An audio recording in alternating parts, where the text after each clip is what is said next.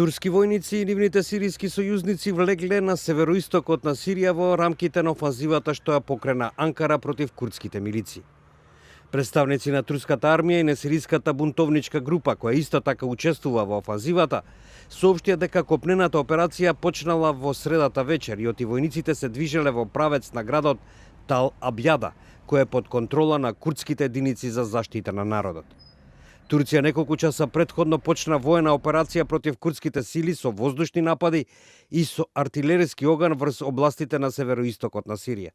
Според некои наводи, при тоа загинале најмалку 15 луѓе, од кои 8 цивили, додека 40 други биле ранети.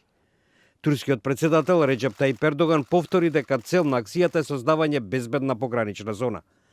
Предходно, Соединетите држави се повлекоа од таа област, со што се отвори вратата за турскиот напад врз курдските сили, кои долго време му беа сојузник на Вашингтон во борбата против екстремистите на Исламската држава. Бранејќи својата критикувана одлука и од демократите и од неговите републиканци, председателот Доналд Трамп изјави дека сириските курди не им помогнале на Соединетите држави во Нормандија.